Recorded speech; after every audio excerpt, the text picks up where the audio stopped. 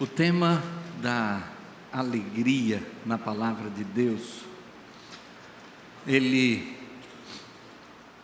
registra alguns ensinos do próprio Senhor Jesus Cristo a esse respeito. Eu gostaria de focar alguns textos na palavra de Deus, e começando com João capítulo 15, desta feita, nos versos 10 e 11. Quando o Senhor Jesus diz: se guardardes os meus mandamentos, permanecereis no meu amor. Do mesmo modo que eu tenho guardado os mandamentos de meu Pai, e permaneço no seu amor. Tenho-vos dito isto, para que a minha alegria permaneça em vós, e a vossa alegria seja completa. O Senhor Jesus está dizendo que no seu propósito de alegria para a nossa vida, está todo o ensino que Ele deixou conosco. Na grande comissão, Ele afirma que a responsabilidade da igreja é anunciar a mensagem do Evangelho. Pessoas vão receber a Jesus como Salvador, serão batizadas em nome do Pai, do Filho e do Espírito Santo, mas que a igreja teria a responsabilidade de ensinar a obedecer tudo aquilo que Ele mandou, tudo aquilo que Ele ensinou, que a igreja teria a responsabilidade de ensinar a obedecer. E aí a gente pode abrir um parêntese para destacar a importância da convivência uns com os outros, porque o texto não diz apenas ensinar tudo que Jesus ensinou, ensinar tudo que Jesus mandou, mas o texto diz ensinar a observar tudo que Jesus mandou, a obedecer tudo que Jesus mandou. E desta posição aqui eu posso ensinar tudo que Jesus mandou, mas você só pode aprender comigo a obedecer o que Jesus mandou se você me acompanhar na minha vida e vir de que maneira é que eu obedeço. Como é que eu coloco em prática o ensino de Jesus? E isso, cada um de nós. Por isso, quando o Senhor Jesus deu a grande comissão, Ele estabeleceu que não basta apenas o pregar e a pessoa se decidir e receber a Jesus como Salvador, mas que a gente continua nessa jornada, nesse discipulado, nesse ensinar como aplicar na vida o ensino do Senhor Jesus. E quando Jesus apresenta aqui esse texto em João capítulo 15, ele vai dizer que o propósito dessa obediência é a alegria. Ele diz então aos discípulos: se vocês permanecerem no meu amor, se guardarem os mandamentos, permanecerão no meu amor, do mesmo modo que eu tenho guardado os mandamentos de meu Pai e permaneço no seu amor. E tenho-vos dito isso para que a minha alegria permaneça em vós e a vossa alegria seja completa. Então o propósito de Deus de que a nossa vida possa desfrutar de alegria, aquilo que é o para que fomos feitos, se cumpre quando obedecemos os seus mandamentos. E o mesmo João, lá agora na sua primeira carta, capítulo 1, versículo 4, agora ele é que utiliza essas mesmas palavras. Ele está escrevendo para a igreja. João, que foi pastor da igreja de Éfeso, que a gente pode dizer que por tabela ou pessoalmente, pastoreou também aquelas 7 igrejas da Ásia, as outras 6 igrejas ali da Ásia. Tanto que lá no Apocalipse a gente tem o registro das 7 cartas às igrejas da Ásia Menor, porque eram as igrejas com as quais João tinha contato. embora naquela ocasião ele estivesse preso na ilha de Patmos. Então ele envia para essas igrejas recomendações do Senhor Jesus. E aqui nessa primeira carta, ele escreve dizendo: estas coisas, pois, vos escrevemos para que a nossa alegria seja completa. Eu acho interessante porque esse trecho dessa carta está dentro de um contexto em que o apóstolo João estava ensinando a respeito de uma vida que realmente está alinhada com os propósitos de Deus, porque ele vai dizer: se dissermos que temos comunhão com Ele e andarmos em pecado, então mentimos e não praticamos a verdade.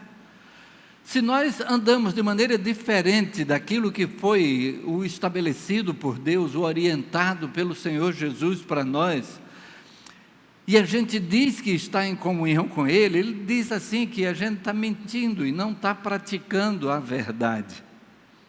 Mas ao mesmo tempo, Ele vai dizer na sequência que nós somos imperfeitos. Se dissermos que não temos cometido pecado, fazemos Deus mentiroso e a sua palavra não está em nós. E logo adiante, no início do capítulo 2, ele vai dizer: estas coisas vos escrevemos para que não pequeis. Todavia, se alguém pecar, temos um advogado para com o Pai, Jesus Cristo o justo, e Ele próprio é o propiciador pelos nossos pecados, e não apenas pelos nossos, mas pelos do mundo inteiro. O propósito então é para que vivamos afastados do pecado, mesmo sendo imperfeitos. E a perfeição que Deus deseja de nós é que estejamos caminhando para a perfeição. Aquilo que o Espírito vem e mostra na nossa vida, dizendo: olha, você não devia ter agido dessa maneira, você não devia ter feito tal coisa, deve ser motivo do nosso foco, da nossa oração diante de Deus. Aquela oração como Ele ensinou no Pai Nosso, como Jesus ensinou no Pai Nosso, quando Ele diz: não nos deixes cair em tentação, mas livra-nos do mal. Deve ser objeto da nossa oração, deve ser o nosso foco de tentar evitar aquilo que o Espírito vem e mostra na nossa vida. Mesmo sabendo que somos imperfeitos, que haveremos de cometer coisas que não agradam a Deus, até querendo acertar e errando. Mas Deus deseja que a nossa alegria seja completa, e quanto mais estivermos nessa caminhada para perto dEle, para fazer a sua vontade, maior será o motivo de alegria, porque o apóstolo Paulo, escrevendo aos Efésios, no capítulo 4, verso 30, diz: e não entristeçais o Espírito Santo de Deus, no qual estáis selados para o dia da redenção. Aqui é que ele se refere sobre o entristecer. Quando a gente vai ver o contexto desse versículo aqui, ele fala sobre mentira, furto, palavra torpe, amargura, ira, blasfêmia, malícia. E ele diz que quando a gente comete alguma dessas coisas, a gente entristece o Espírito em nós.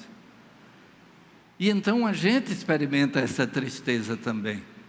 A tristeza de cometer aquilo que não agrada a Deus. Mas o propósito de Deus para nós é de alegria. E então também em todo o exercício da vida cristã, nós temos a alegria como algo que é natural, que vem como consequência do fazermos a vontade de Deus. A comunhão entre os irmãos. Em Atos 2,46, a igreja tinha esse testemunho de que os crentes comiam juntos com alegria e singeleza de coração. Convivência, comunhão.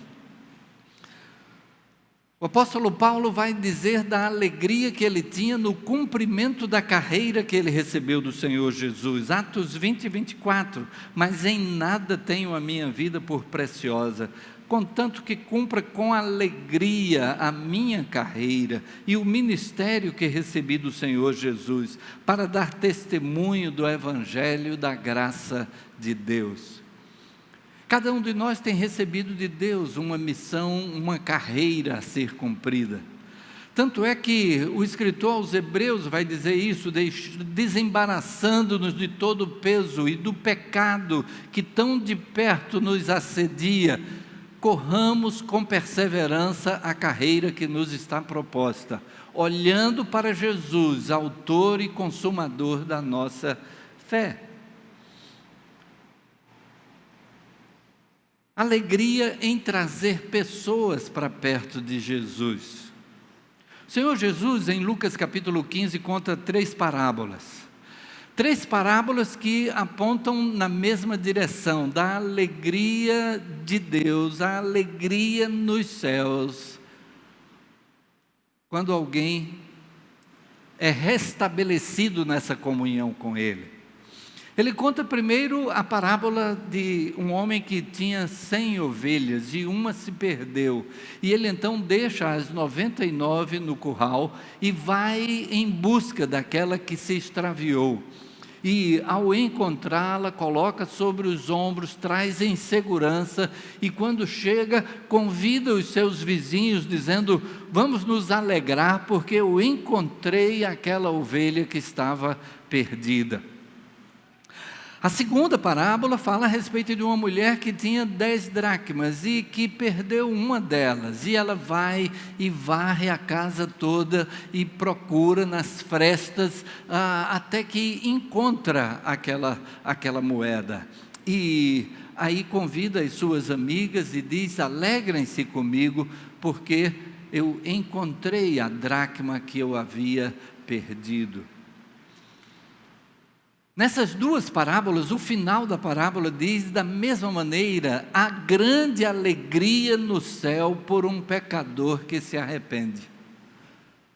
Todos somos pecadores, mas no momento que nós somos confrontados com o Senhor Jesus Cristo, no momento que temos um encontro com Ele, no momento que entendemos que o propósito de Deus é para o nosso bem e que o pecado é que nos destrói, como diz Jesus lá em João capítulo 10, o ladrão não vem senão a roubar, matar e destruir. O pecado rouba, mata e destrói, a nós mesmos ou ao próximo. E Jesus vem e diz: eu vim para que tenham vida e a tenham em abundância. Quando a gente conhece o amor de Deus nesse ponto, então a nossa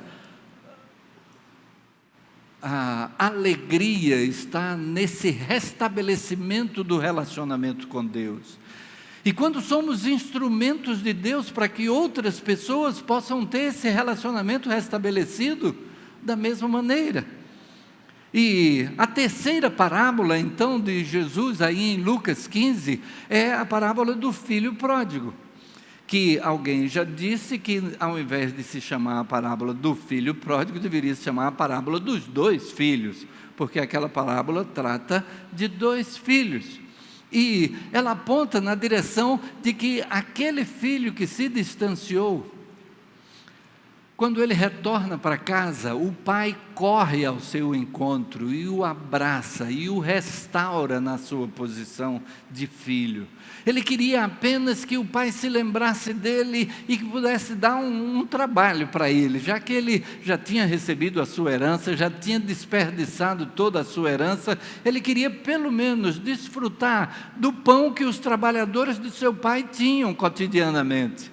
Mas o pai o abraça, o acolhe e o restaura na condição de filho.